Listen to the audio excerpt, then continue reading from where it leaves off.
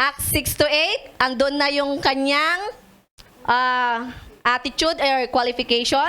Sa Acts chapter 6 verse 9 naman, eto na yung time na sa kanyang pagtatalumpati o sa kanyang paghahayag ng salita ng Panginoon, nakita po natin doon yung kanyang kagalingan. Andon yung kanyang wisdom. So pati mga Levertines, Cyrenians, and Alexandrians ay nakipagtalo sa kanya. Ito yung mga madudunong ng tao na nasa sinaguga or sinagog nung kapanahunan. So sa verse 10 naman, since ang Holy Spirit ay nasa sa kanya, yung katalinuhan na meron siya, hindi nila ito mapaglabanan or hindi nila siya matalo kasi nasa sa kanya ang banal na Espiritu. So, yun yung nasa Acts 10. At pagdating naman sa verse 11, since hindi sila, kumbaga, sa pagdidebate, hindi sila manalo, usually ang ginagawa ng ilan, kahit sa ating kapanahunan, kung hindi ka manalo sa debate, ano ang gagawin mo? Madalas, ganito ang ginagawa ng mga hindi nananalo sa debate. Ang ginagawa nila, kumukuha sila ng false witnesses. Para nang sa ganon, matalo nila yung kalaban po nila. At yun ang ginawa ng mga nasa sinaguga. Kumuha sila ng mga false witnesses para nang sa ganon, sila ay magtagumpay, sila ay manalo laban kanino? Laban kay Stephen or laban kay Esteban. Sabi nilang ganon, we have heard him speak blasphemous words against Moses and God. So eto na yung mga false na witnesses at yung mga maling akusasyon na sinasabi ng mga nasa sinaguga. At sa verse 12, sabi dito, people, elders, and the scribe at dinala si Stephen sa Sanhedrin. So, sa verse 6, 11 to 12, sige na, paki-flash please. Ayan, sabi po dyan,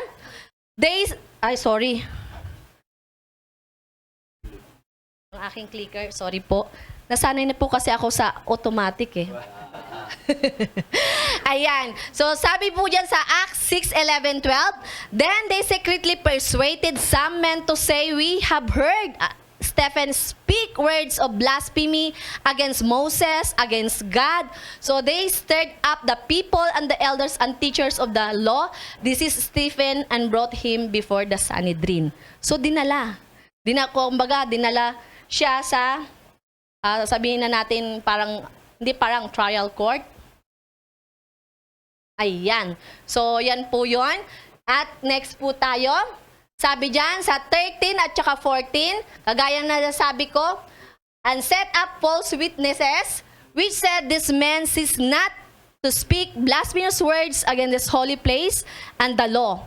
For we have heard him say that this Jesus of Nazareth shall destroy this place and shall change the custom which Moses delivered us. So yan yung akusasyon kay Esteban. So, yung akusasyon na yan, ay makikita po natin kung paano dinepensa ni Stephen ang kanyang sarili. So, ayan po yung ating pong unang topic last week. So, sa umaga pong ito, bago po tayo dumako sa ating pong main topic, tanong ko po sa bawat isa. Sa ganitong edad na tayo, ako nasa 46 na going to 47, naranasan na po ba natin na maakusahan or maparatangan ng bagay na ginawa natin na hindi naman totoo? Ala, ang dami na. Ang dami na pala. Akala ko walang sasagot na amen. So, pero, yun, meron na. Pero, nadala na ba ito sa korte? Ay, hindi naman. Pero lahat tayo, naranasan na po. Nakaka-relate ako sa'yo, sa barangay lang. Sa barangay lang. Relate ako, Jean, kasi one time sa trabaho, hindi ikaw. Hindi ikaw, ako. So, naranasan ko na rin po na, napabarangay. So, hindi ko na po i-detalye yun kasi hindi siya kasama sa slides. So, praise God po sa mga buhay po natin na naranasan na po natin na maparatangan ng maling akusasyon akusasyon. Ngayon ang tanong, ano ang ginawa nyo? Wala nang sumagot. So, maaring yung iba sa inyo, amen, praise God, nagsabi ng totoo or nagsinungaling. Dalawa lang yan eh. Nagsabi ng totoo or nagsinungaling. So, sabi nga natin, pag nasa buhay Kristiyano na tayo, truth will set us free. Magsabi ng katotohanan. Ayan. So, dapat tayo po ay nagsasabi ng katotohanan. So, ayan po. So, ngayon naman ang tanong, tayo, kaya bilang mga born-again Christian dito sa bansang Silangan or dito sa Islam country, sa bansang ito, halimbawa, tinanong tayo ng isang mutawa. Nung kapanahunan pa halimbawa na sobrang istrikto, mutawa or pulis. Pag tinanong ka kaya kung ano ang relihiyon mo, ano kayang isasagot mo? Aamin ka ba na born-again Christian ka o hindi? Christian, praise God. So, sabi nga, ayan, yung iba, maaring hindi kasi natatakot, baka mamaya ikukulong. So, sabi nga po natin, pag ang Diyos nasa atin, anumang sitwasyon, dapat kaya nating tayuan yung pananampalataya na meron tayo. Amen po ba doon? Amen. So sa umaga pong ito, hindi ko na po patatagalin. Pwede ba Kuya Jess na ngayon pa lang ako mag-i-start sa aking oras? So next po tayo. Eto na po, kadugtong po nito ng Acts chapter 6, verse 8 to 15. Ayun, eto pa yung Acts 6 to 15 pala. Sabi po dyan, and all that sat in the council, looking steadfastly on him, saw his face as it had been the face of an angel. So yan yung naging mukha ni Stephen bago dumating po sa Acts chapter 7, verse 1, na kung saan alam naman po natin na kung nasa sayo ang banal na espiritu, andon yung kapayapaan, andon yung kakinangan ng Panginoon sa buhay mo. At maaring ito ang nakita ng mga nasa council. So, forward po tayo. Ang ating pong title ng ating pong pagbubulay-bulayan sa umagang ito ay si Stephen or si Esteban. At ang ating pong supporting verse ay matatagpuan sa Acts chapter 7 verse 1 to 16 na yung binasa ni Kuya Jack kanina. Kung nakinig po tayo ng binasa ni Kuya Jack kanina, hindi ko na po kailangan siyang i-discuss kasi andoon na po yung buong nilalaman ng ating pag-aaralan sa umagang ito. Sabi po dyan, apologia. So ito po yung powerful sermon ni Esteban. Sabi po dyan sa Peter, sabi po ni Peter, hindi po si Pedro na kapitbahay nyo pa rin, at hindi rin si Pedro na may manok, or Pedro na may manok yata yun sa kabilang simbahan. So sabi po niya dyan, be ready always to give an answer to every man that asks you regarding the hope that is within you. Peter was right. Sabi po dyan, the effective Christian, the Christian who really meets the world with the gospel and really communicates and really makes an impression is the one who can give every man who asks for reason for what he believes.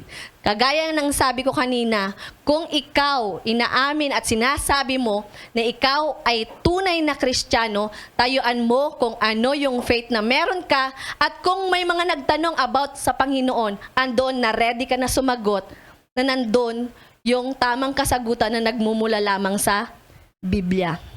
Ayan. So, sunod po tayo. Apologetics.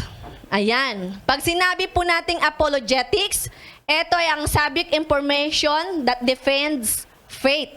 Ito kung paano natin edepensa yung pananampalataya na meron tayo or pagtanggol sa ating pananampalataya. So, sabi po dyan, or sabi po dito, it's the subject of information that defends faith. At sabi po dyan, the Greek word apologia means defense. Kasi ang ating pong subject for today is kung paano dinipensa ni Esteban, ayan si ate, alert, na si Esteban sa mga false witness na ipinaratang sa kanya. Next po tayo. Nakaka-relate po ba tayo? May natututunan po ba? Amen. So, ayan, forward po tayo. Ayan, kagaya ng nasabi ko kanina, ito po yung dapat alam natin kung paano po natin idepensa ang ating pong Panginoon at ating pananampalataya. So, sabi po dito, Stephen defend himself against the charge that he blasphemed God. So, ano po ba yung blaspheme sa Tagalog? Kalapastangan. Ayan. So, kalapastangan. Sabi po dyan sa English, blasphemy means to take that which is sacred and call it worthless. Pag sinabi po nating worthless, walang kwenta, valueless, or walang halaga. So, ganyan yung paratang kay Esteban ng mga nasa Sanhedrin. So, ayan. At ano-ano kaya yung apat na tinutukoy na mga pag-blaspheme ni Stephen? Una, sabi po dyan, basahin nga po natin. Blasphemy against God. Pangalawa. Blasphemy against Moses. Blasphemy against the law. Blasphemy against the temple. Okay, yung apat na yan, sa mga Jew, ito ay most sacred things sa kaisipan ng mga Jew. So, etong mga akusasyon kay Stephen is andoon na napakahalaga sa mga Jew yung mga yan. Pero, sa ating pag-aaral, malalaman po natin kung si Stephen ba ay blinaspheme niya itong apat na ito. Forward po tayo. So, darako na po tayo kung paano sinagot ni Stephen yung mga akusasyon sa kanya. Sabi dyan sa Acts 7:2, and he said, Brethren, tayong mga kapatiran or mga kapatiran and fathers, listen. Mga fathers, yung mga ninuno, makinig kayo. So, eto naman, kung iisipin po natin, pag nasa trial court tayo, hindi tayo pwede magsisigaw. So, ang ginawa ni Stephen, malumanay. Sabi niya, Brethren and fathers, listen. The God of glory appeared to our father Abraham when he was in Mesopotamia before he dwelt in Haran. So, yan po yung sagot ni Stephen sa unang. Kasi doon sa verse 1, sabi po doon sa verse 1, hindi ko na po nailagay. Totoo ba? Parang, quote-unquote, totoo ba ang mga akusasyon sa'yo sa mga ito? So, yun yung nasa verse 1. At eto, yung kanyang sagot. So, sabi po dyan, the God of glory. Okay, sabi dyan, the God of glory, He acknowledged God in His fullness.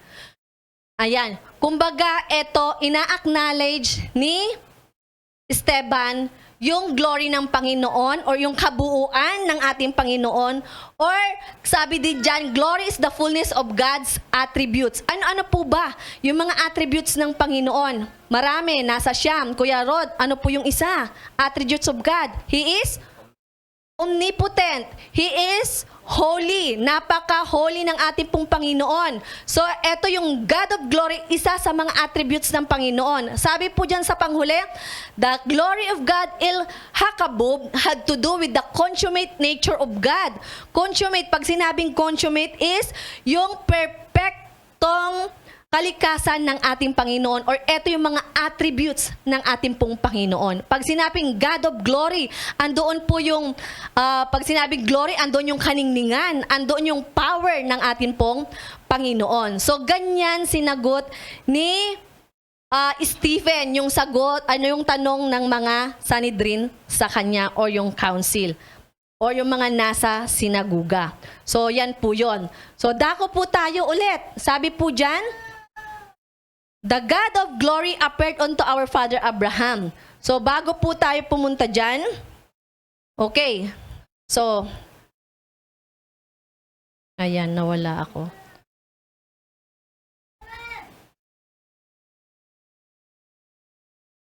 Okay. So, sabi po dyan, pasuyo nga po, asensya na.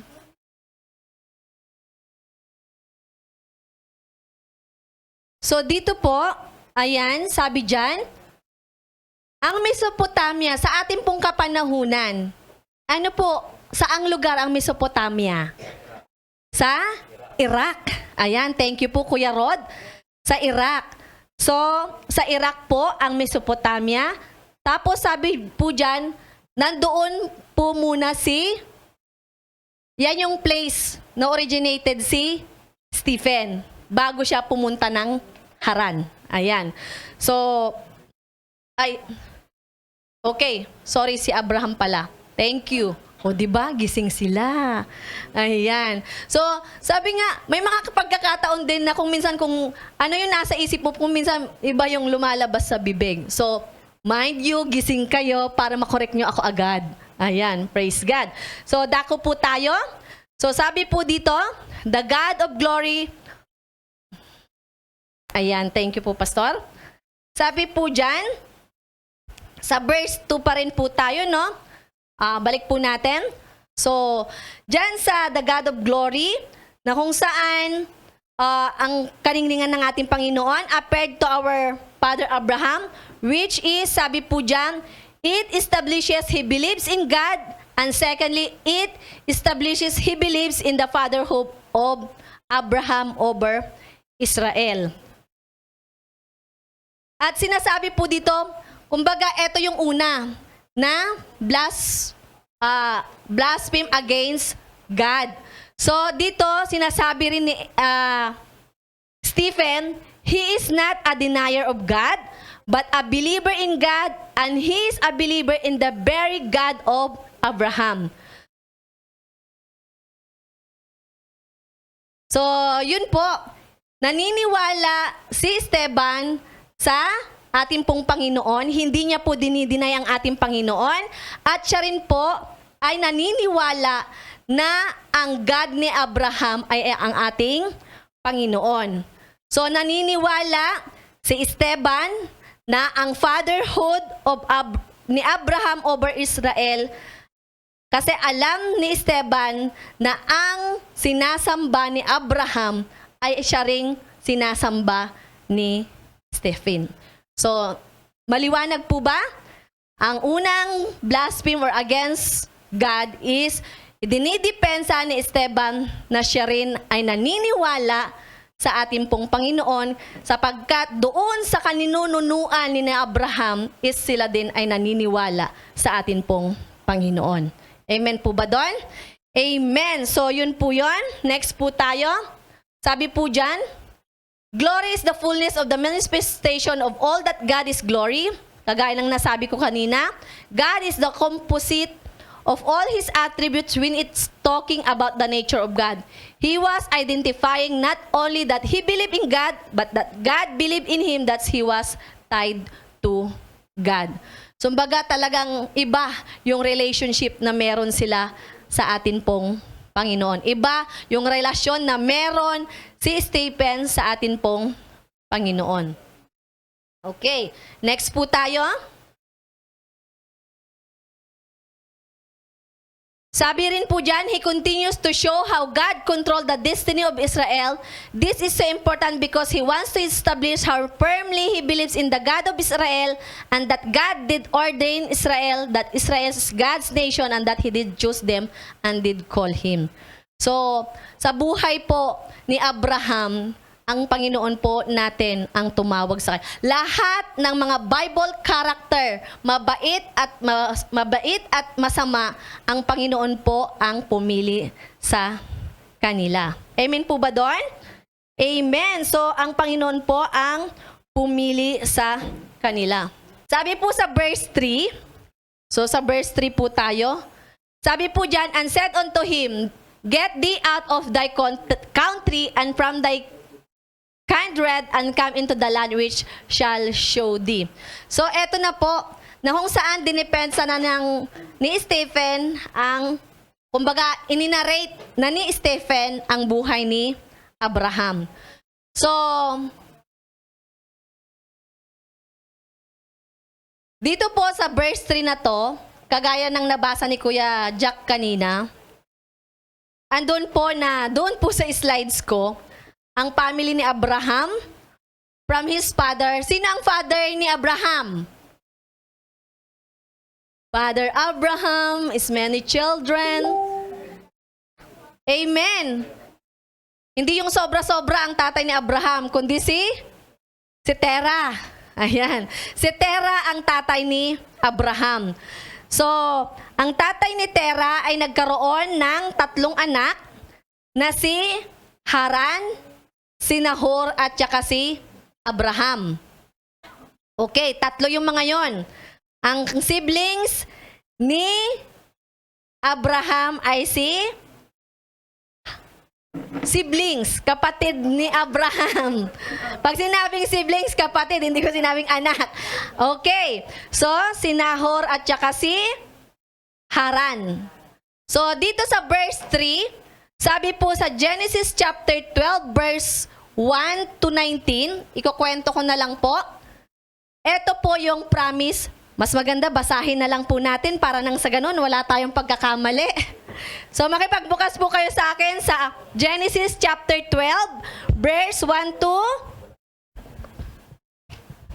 19. Genesis 12. Okay. So, sabi po sa Genesis 12, tinawag ng Diyos si Abraham. Sabi nga po sa verse 3, umalis kayo dyan sa inyong bansa at pumunta kayo sa lugar kung saan ko kayo dadalhin. Sabi po dito, tinawag ng Diyos si Abraham. Sinabi ni Yahweh kay Abraham, lisanin mo ang iyong bayan, ang tahanan ng iyong ama at ang mga kamag-anak at pumunta ka sa bayang ituturo ko sa iyo. Sabi niyang ganon. Pararamihin ko ang iyong mga anak at apo, gagawin kong isang malaking bansa. Pagpapalain kita, at mababantog ang iyong pangalan at magiging pagpapala sa marami. At sa iyo, mapala ay aking pagpapalain. Ngunit kapag sinumpa ka, sila'y aking susumpain. Ganito ang pangako ng Panginoon kay Abraham. Ngunit kapag sinumpa ka, sila'y aking susumpain. O dito muna kayo sa akin, wag dyan sa slides ko. Okay. Ang lahat ng mga bansang pihong ako'y hihimukin, na tulad mong pinagpala, sila ay pagpapalain din. Di ba napakasarap angkinin or angkinin yung pangako ng Panginoon. At sa verse 4, sabi po sa verse 4, sumunod nga si Abraham sa utos ni Yahweh, nilisan niya ang Haran noong siya'y 75 taon, 75 years old. Kung sa atin uugod-ugod na, 'di ba? Yung mga kumakain ng may magic sarap pag 75, baka nasa balig na ng karamdaman. Kaya iwas-iwas po tayo. So, 75. Sabi diyan, dinala niyang lahat. Okay, dinala niya ang lahat ang kanyang mga alipin at kayamanan at nagtungo. Saan na siya nagtungo? Sa Kanaan. Nagtuloy siya sa isang banal na lugar sa Sikem, sa puno ng roble ng Moor, na naroon pa ang mga Kanineyo. Nagpakita kay Abraham si Yahweh, sinabi sa kanya, eto ang bayang ibibigay ko sa iyo, sa iyong lahi, at nagtayo si Abraham ng dambana para kay Abraham. So sa verse 8, bukod doon, nagtuloy sila sa kaburulan, sa silangan ng Bilel at huminto sa pagitan nito at ng Hay. Nagtayo siya roon ng dambana at sumamba kay Yahweh. So nakita po natin, no, sa ninunong Abraham, siya ay andoon na nag-worship na siya sa ating Panginoon. Mula roon, unti-unti silang nagpatuloy papunta sa gawing timog ng Kanaan.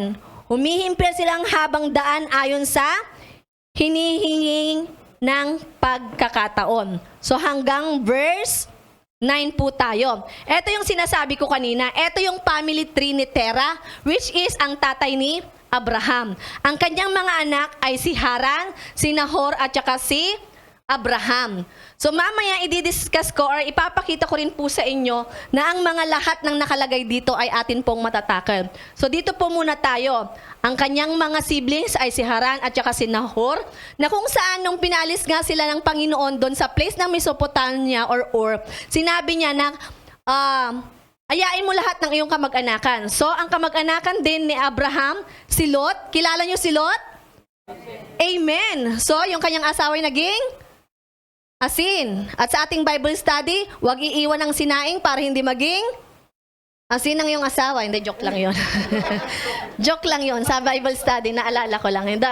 So, yun yung mga family tree ni Abraham. So, next po tayo. Ito yung sinasabi ko kanina, na kung saan ito yung when he was in Mesopotamia. So, nung nasa Mesopotamia siya, okay. So, ito, sabi nga po natin, ito yung Ur, yung place na kung saan doon yung originated si Abraham. Papunta siya saan? Papunta siya sa Haran. Yung sinabi ng Lord na pupuntahan nila. So sa Haran, pupunta siya mamaya sa Canaan, which is ang lupang, okay, the land of promise.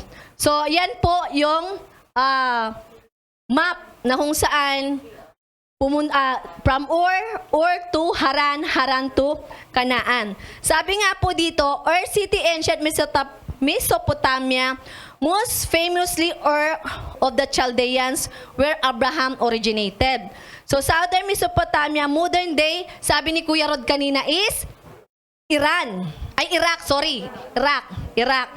So Haran is now village with the son, Lorfa province in modern day.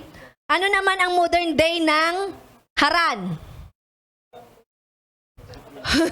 Modern day ng Haran is na hindi Haraj, kundi Turkey. Sa Turkey, hindi sa Haraj. Okay. O baka mamaya sasabihin, ay sa Haraj pala.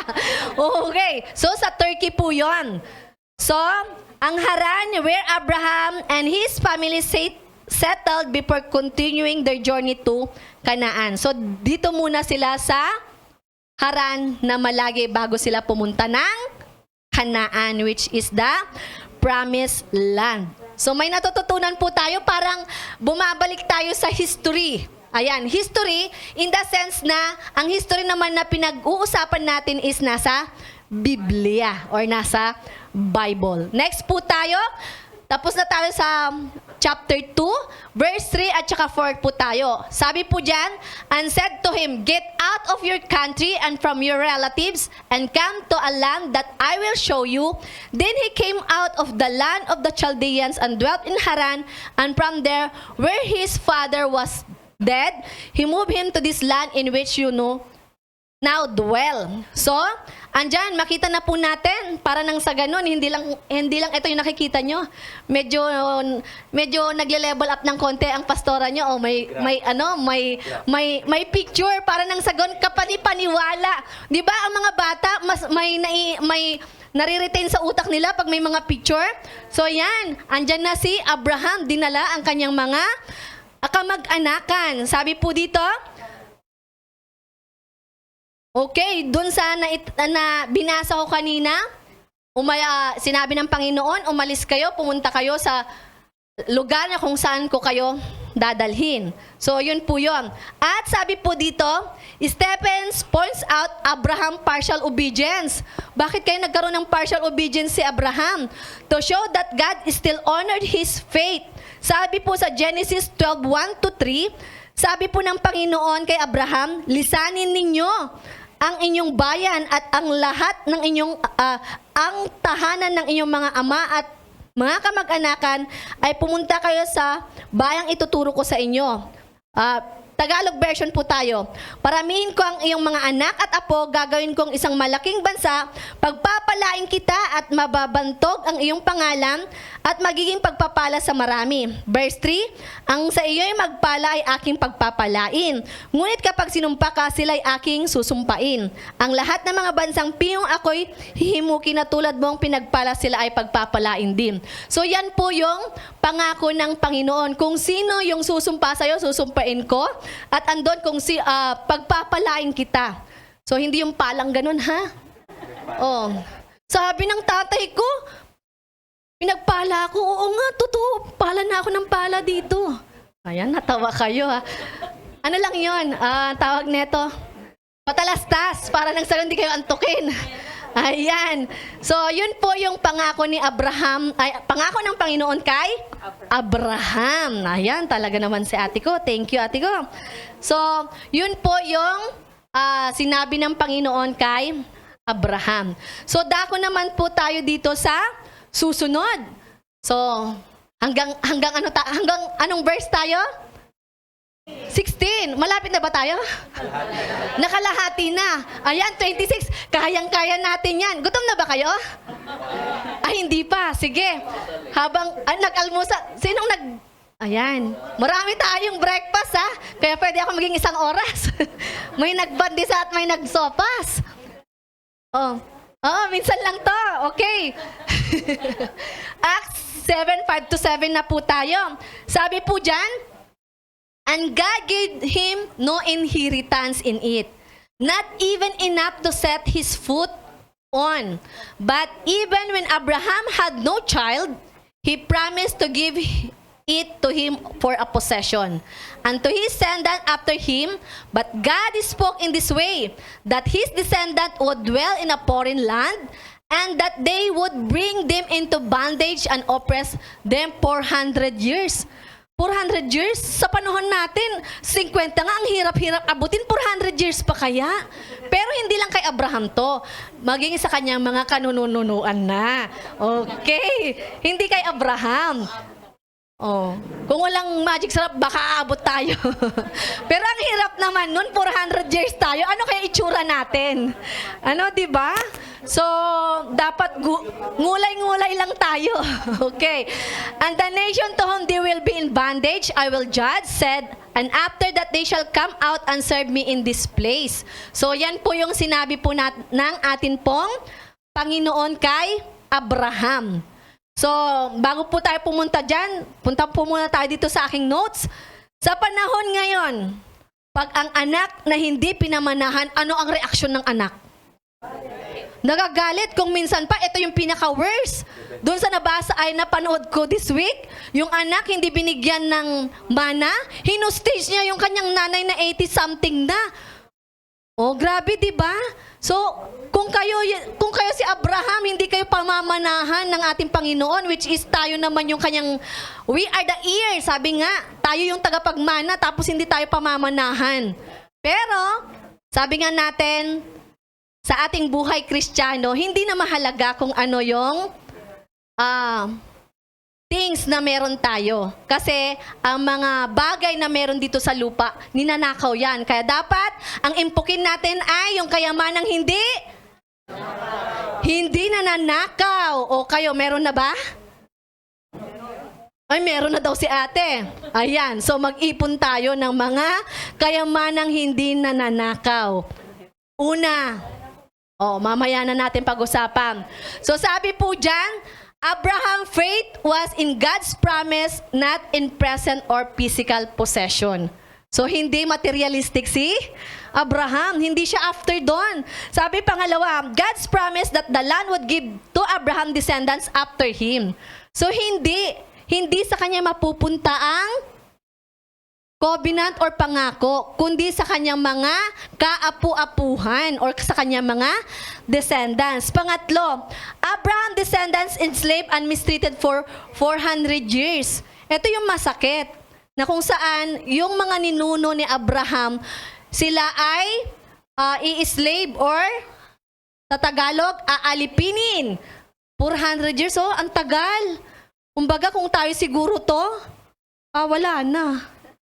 So next, dito sabi po dito, Abraham descendants would come out of the country and worship him the promised land. So yan yung pong pang-apat, na yung mga descendants ng atin pong Panginoon ay tunay nga na ang Panginoon ay kanilang sasambahin. Ayan, so yan po yung pang-apat. Sabi nga po dito, Stephen uses this Abraham history to show the council that God's presence and promise are not restricted to the temple or a specific location. So yung promise ng Panginoon, kasi di ba sabi doon sa mga nabanggit against the temple, against God, against Moses, tunay nga na noong kapanahunan pa, pwede nating sambahin ang Panginoon, hindi lamang po sa templo, kundi kahit saan, nung kapanahonan pala, sa templo lang sila pwedeng mag-worship sa ating Panginoon. Pero sa ating kapanahunan sa ngayon, kahit nasaan tayo, pwede nating i-worship or sambahin ang ating Panginoong Diyos na buhay. So yun yung pinaglalaban ni Stephen. Yun yung kanyang strong defense na kung saan nung kapanahunan, sabi nga, hindi lang sa templo dapat sinasamba ang Panginoon. Maging kahit nasaan tayo, pwede natin siyang sambahin. Ayan. So, sa kapanahunan natin, kailangan ba na nasa temple lang natin sambahin ang Panginoon? Okay. Makikinig talaga kayo. Palakpak ang tulog! Ay, nako. Kala ko ba alert kayo? Okay, so, mas maraming gising. Ayan, mas maraming gising. Kala nyo, ha? Okay, so, praise the Lord. Palakpakan po natin ang Lord. Ayan. Nare-remember nila yung mga, ni Pastora, yung mga adlib niya. Okay. Dako naman po tayo sa 8. Sabi po dyan sa 8. Okay, nakakalahati na tayo. Sabi po dyan, yehey, nakakalahati na tayo. Then he gave him in the covenant of circumcision. And so Abraham begat Isaac and circumcised him on the 8th day. And Isaac begat Jacob, and Jacob begat the 12 patriarch. Yun yung sinasabi ko sa inyo kanina na eto yung mga descendants natin. Yung descendants ni Abraham. Okay. So, eto yung, ayan. Eto na yung yung kay Abraham naman na this time. Kanina, yung kanyang tatay. Ngayon naman, yung family tree ni Abraham. So, sino ang unang asawa ni Abraham? Si Sarah. Na kung saan nagkaroon siya ng anak na si? Ang asawa ni Isaac si? Rebecca. Okay, at dumating kay Jacob, ang kanyang mga naging asawa. Sino-sino? Okay, so yan yung kanyang mga naging asawa. 4.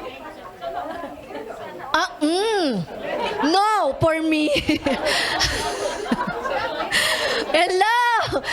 Wag sana all. Marami tayong pwedeng sana all, pero wag ito. No, lalo na sa babae at lalaki, no. Okay, no. Wala ring tinuro si Pastora na sana all.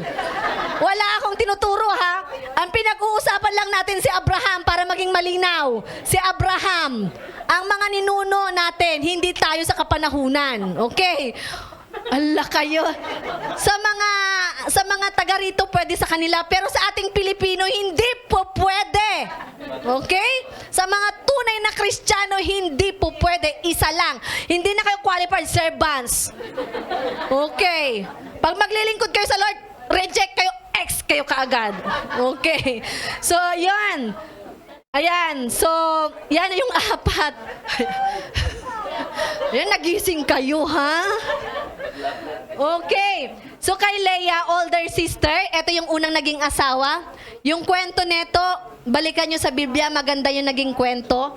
Ito yung si Rachel, ang kanyang pinakamamahal. Pero, yung si kanilang tatay, uncle, ng dalawang ito is nilinlang si Jacob. Kasi sa kanilang kapanahunan, hindi dapat bunso ang unang maging asawa, dapat ang panganay. So, younger sister, si Rachel, older sister, si Leah. So, siya muna dapat ang mag-asawa at hindi yung younger sister. Si Leah, ito yung kanyang mga naging anak, si Reuben, Simon, Levi, Judah, hindi si Kuya Levi natin, ha? Para si Kuya Levi bata pa. So, si Judah, at naging anak niya rin si Issachar, si Bulon, at ito yung naging older, si Dina. Tapos, ito yung mga naging anak ni Silpha. Ito yung servants ni Leah. So, kumbaga, sa kapanahunan din, hindi rin pa pwedeng gawin to. Kumbaga, ito, nung hindi na magkaanak si Leah, inas niya sinabihan niya si Abraham na total wala naman ng may mga bata, beep, in-offer ni Leah yung kanyang servant na magkaroon sila ng together ni Abraham. Ayan ang lumabas, si Gad at saka si Asher. So, hindi din naman nagpatalo si Leah kung ay si Rachel. Yung servants din niya, inoffer din niya kay Abraham at ang naging anak nila ay si Dan at saka si Naphtali. Since ang pinakamamahal ni Jacob ay si Rachel, nagkaroon sila ng dalawang anak. Ito si Joseph at saka si Benjamin. Mamaya makikilala natin si Joseph at saka si Benjamin. So, sabi nga po dito, circumcision, yung pagtutuli. Okay, sa mga lalaki, noong kapanahunan ni Abraham, ilang days dapat i-circumcise? 8. At pagagalitan ka dyan, Ate Jen.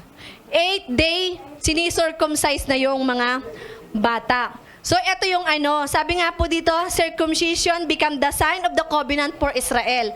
Ito yung pangako kailangan, yung mga bata nung kapanahunan ay kailangan ng ituliin sa 8 days pa lang.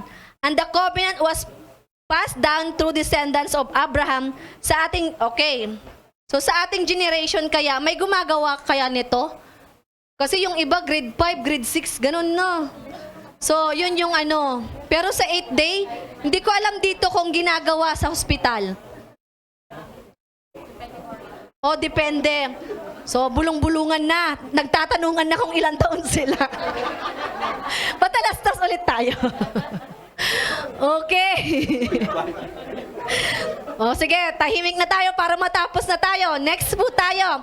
So, may natututunan po tayo, Ilang days bago i-circumcise sa kapanahunan ni Abraham? 8 day. Mga nanay, please, bago matulog ang inyong anak, pwede nyo silang basahan ng Bible story. Bible story! Bible story! Nasa pagtutuli pa din, ha? So, basahan natin sila ng Bible story. Maganda. Maganda na basahan sila para nang sa ganun sa murang edad pa lang nila. Pero wag itong pagtutuli. Okay. So, ayan. Ganun po yung gawin natin. Mga nanay, hindi lamang nanay, tatay pwede rin gawin. Kagaya ni Tox, pwede niyang basahan si Dana ng Bible story. So, ayan. Dako po tayo sa susunod. Sabi po sa verse 9, and the patriarchs becoming envious sold Joseph into Egypt, but God was with him. So, sino ulit si Joseph? Anak ni? Ni Rachel. Anak ni Rachel kay? Jacob. Kay Jacob. So, ayan. Nakita po natin dito, no? Yung kwento ni Joseph. Sino na nakakaalam ng kwento ni Joseph? Tell the story. Okay. So, si Joseph is isa sa mga anak ni Jacob at ni Rachel. Dumating yung time na nung pinanganak si Joseph, andoon na nung lumaki siya, may mga panaginip siya na kung saan yung kanyang mga panaginip ay yung isa sa mga panaginip niya ay andoon na magbabow down sa kanya yung kanyang mga magulang at mga kapatid. So, yun na lang yung pinaka best example para may pasok ko siya dito. Na kung saan magbabow down sa kanya ang kapatid at mga magulang. So, dito, nagkaroon ng envy or envious. Andoon yung, ano nga ba sa Tagalog? Inggit. Thank you so much po. So, nainggit ang yung mga kapatid ni Jacob sa kanya at ito yung naging rason para ibenta si Joseph sa kanino siya ibinenta? Sa mga Egyptians or mga merchants or mga yung baga business, nasa business. So, ibinenta siya ng kanyang mga kapatid sa mga Egyptian. Sabi po dito, Stephen mentioned the story of Joseph because he is a picture of Jesus. Na kung saan kung atin pong pagbubulay-bulayan, kagaya siya ng Panginoon. Kumbaga maraming nainggit sa ating Panginoon. Ang Panginoon din ay binenta nino. Ayan, si Judas. So, ibinenta si Judas. Kaya may pagkakapareho or foreshadowing ng kwento ni Joseph sa kwento po ng ating Panginoon. In that the son of Israel rejected Joseph, who later became a savior to them. Stephen mentioned, emphasized the spiritual presence of God with Joseph all the time. Joseph did not need to go to the temple. Instead, God was with him all the time. So makita po natin, no, yung buhay ni Joseph, andoon yung presensya ng Panginoon sa kanya.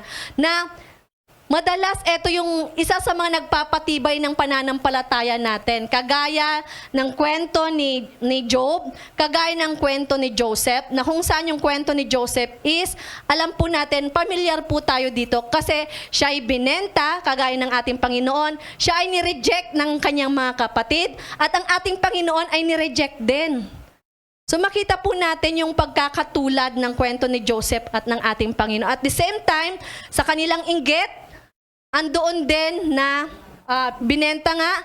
At the same time, yung kwento ni Joseph, makita po natin dito na siya yung naging savior ng kanyang pamilya, di ba?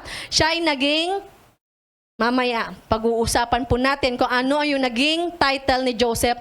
Si Joseph, naging mabuti siya, naging mabuti siyang tao, at the same time, siya ay naging servants ng Pharaoh nung kapanahunan. So, yun po. Sabi po dyan, next po, sa verse 10, and delivered him out of all his troubles and gave him favor and wisdom in the presence of Pharaoh, king of Egypt, and he made him governor over Egypt and all his house. So makita po natin, no, yung mga bagay, yung mga struggles ni Joseph, yung mga naranasan ni Joseph sa kanyang kapatid. Sinong mag-aakala na pagdating niya ng Egypt, doon sa pagsama ng Panginoon sa kanya, gagawin siyang gobernador? Diba? Napaka-amazing ng Panginoon sa bawat buhay ng kanyang mga ginagamit sa kanyang purpose. So, nabivisualize po ba natin yung hirap na dinanas ni Joseph pagkatapos bigla siyang gawing gobernador ng Ehipto? Kasi nasiyahan ang pero kay Joseph sa mga bagay na kanyang ginawa. Sabi po dito, God not only saved Joseph from his affliction, but also gave favor and wisdom. At siya din ay naging gobernador ng Egypt. Pinakita dito na ang God's providence and how He works through hardships to bring about His purpose. So kung ano man yung mga sitwasyon na nararanasan nyo sa oras na to o sa mga kinakaharap nyo sa buhay, mag-detour kayo. Huwag laging yung pinagdadaanan nyo. Oh, hindi sila nakarelate. Hindi. Sa mga bagay na nangyayari sa buhay po natin, lagi po nating tatandaan, may purpose ang Panginoon kung bakit natin nararanasan ang mga bagay na to. Sabi nga, hindi ipapakita ng Lord yung mga nararanasan natin sa buhay. Hindi natin makikita ang kapangyarihan ng Diyos. For example, kung ikaw ay mawalan, sino ang iyong tinatakbuhan? Si kumare, si kumpare. So, ang ating pong tinatakbuhan ay ating pong Panginoon. Di ba? Pag tayo ay nangangailangan, Jesus is our Jehovah Jireh. Panghawakan natin yung pangako niya. Binibigay niya ang lahat ng ating pangangailangan. Our needs, not our wants. Amen. Okay. Amen. Pangangailangan. So kung ano yung pangangailangan natin, ipagkakaloob yan ng ating pong Panginoon po sa atin. Makita po natin dito na lahat ng nangyayari sa buhay po natin may kadahilanan at mayroong purpose ang ating pong Panginoon. Maliwanag po? Okay, 8 minutes na lang. Bilisan natin. Verse 11. Now a great famine, great trouble came over all the land of Egypt and Canaan, and our fathers found no sustenance. So makita po natin dito, no? Nagkaroon ng tag-gutom sa Ehipto. Nagkaroon ng tag-gutom sa Ehipto. Verse, okay, asan na ako? Verse 11.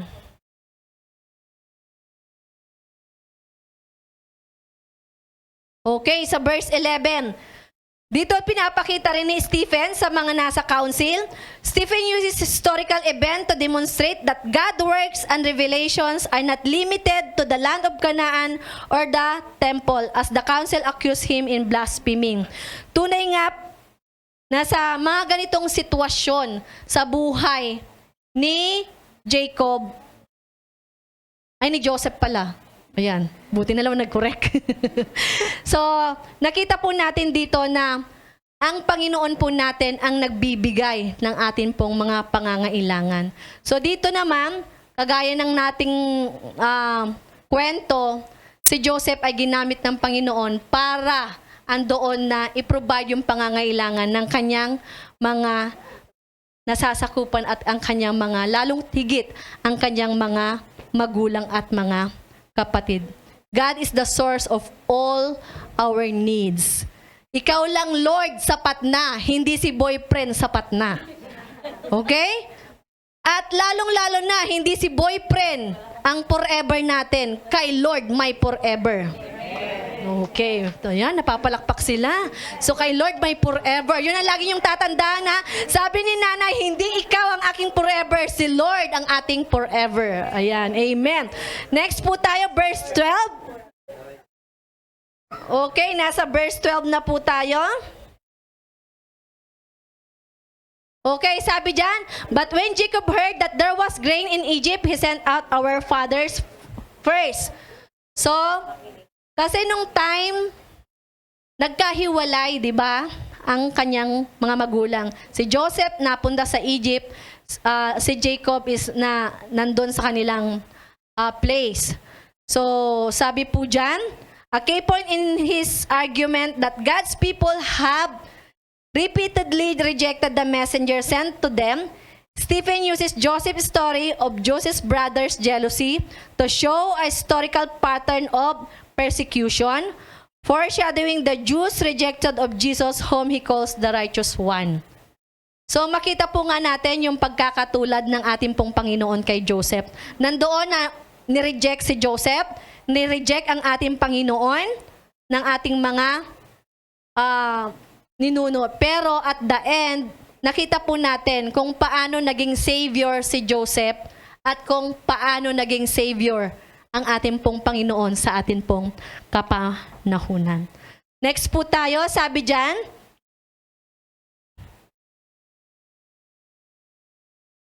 and the second time, Joseph was made known to his brothers and Joseph's family became known to Pharaoh.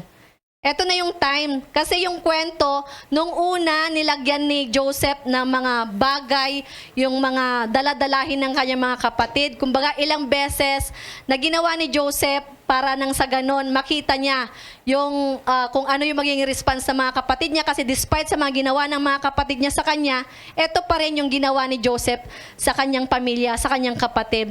Nung pangalawa na, nagpakilala na si Joseph sa kanyang mga kapatid. 'Di ba?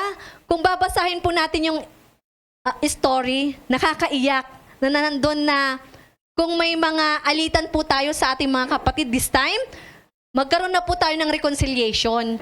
Kasi hindi natin alam yung buhay natin. Baka mamaya kunin na tayo ni Lord. Hindi pa tayo nagkakaroon ng reconciliation sa mga kapatid po natin. Kaya napakahalaga na dapat magkaroon po tayo ng reconciliation sa ating pong mga kapatid at pamilya. Sabi po dito, Stephen is saying that as Joseph revealed himself to his brother, the second time the Jewish people will eventually recognize Jesus as their Messiah.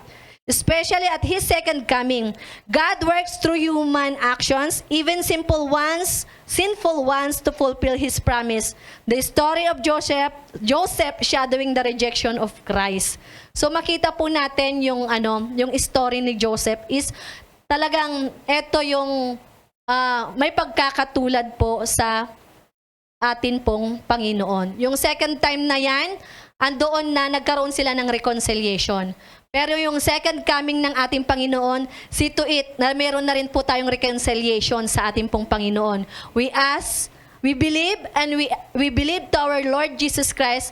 At the same time, let's repent our sin sa atin pong Panginoon. Sabi nga po, ang pagrepent o paghingi ng tawad, hindi yan nadadaan sa iyak, kundi dapat tumalikod ka or layuan mo yung kasalanang ginawa mo. At yun ang tamang tawag sa repentance. Next po tayo.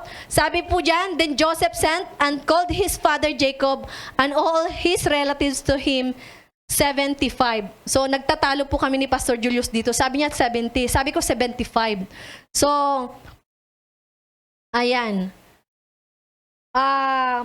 I-search niyo po to. Nasa Bible po to na 75 lahat yung mga ninuno ni Joseph na nasa Egypt. Okay. So, ayan. So, si Joseph ay may 75. Okay. Kasama din doon yung mga naging relative niya doon na sa mismong Ehipto. So sabi po dito, the death of Jacob and his son in Egypt signifies the end of the patriarch period and the beginning of a new chapter in Israelite history. So ito po yung katapusan nung kwento ni Joseph nung namatay na ang kanyang tatay. So verse 15 po tayo. Sabi po dyan, so Jacob went down to Egypt and he died and he and our forefathers.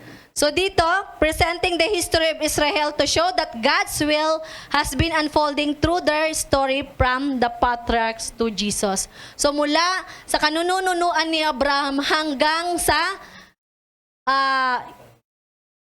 kapanahunan natin hanggang sa time ni Jesus. Makita po natin kung gaano sumama pa rin or sinamahan ng Panginoon si Joseph sa kanyang mga struggles at circumstances at suffering sa kanyang buhay.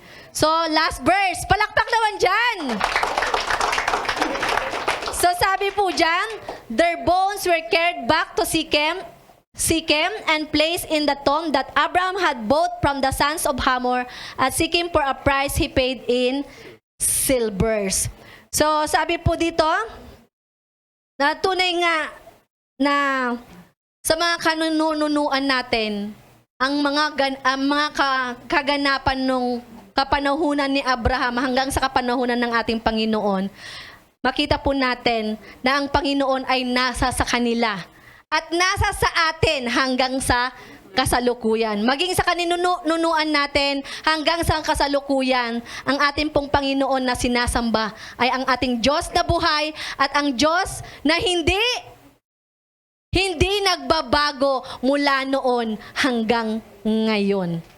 Parang kanta yata yun. So, ayan. Ano yung mga matututunan po natin sa buhay ni Stephen? Sabi diyan, boldness and witnessing. Are we witnessing? Amen. So yan, dapat matutunan po natin kasi andoon yung katatagan, katapangan ni ni Stephen na mag-witness ng salita ng Panginoon, whatever the cause. So sa mga susunod na series, malalaman natin kung ano yung naging cause ng pag-witness ni Stephen. 5 minutes lang na. Sabi po dyan, defend the faith on the basis of scripture and not a reason. Kagaya ng nasabi ko kanina, sa buhay ni Stephen, anumang accusation, anumang false witness, yung sinampa sa kanya or pinakita sa kanya, Stephen defense with scripture. Okay, makita rin po natin the sovereignty of God, He is running history. The faithfulness of God, keep His covenants. The grace of God, He sends a Redeemer who's rejected and sent Him back again. We learn about courage, yung katampangan, and we learn about boldness. Andoon na yung katapangan natin maghayag ng salita ng Panginoon. Tapos, the last one is the sad blindness of hostility. So, yan po yung mga matututunan or natutunan po natin sa kwento or sa pag-defense ni Stephen sa council. At bilang konklusyon, tayo pong lahat ay tumayo para po sa ating konklusyon. At atin pong basahin ang ating conclusion. 1, 2, 3, go! Ang Panginoon ay laging dapat sa kanyang mga pangako, kaya mapapanahin ang mga ito. As we stand in faith in our belief and faith, always remember to defend it with scripture gaya ng ginawa ni Stephen. Magpasalamat tayo sa Panginoon na isa tayo sa mga binili niya. Maging matatag sa pagharap sa mga persecution, suffering na nakaranasan natin sa we follow and seek God. God is with us. Okay, let's pray.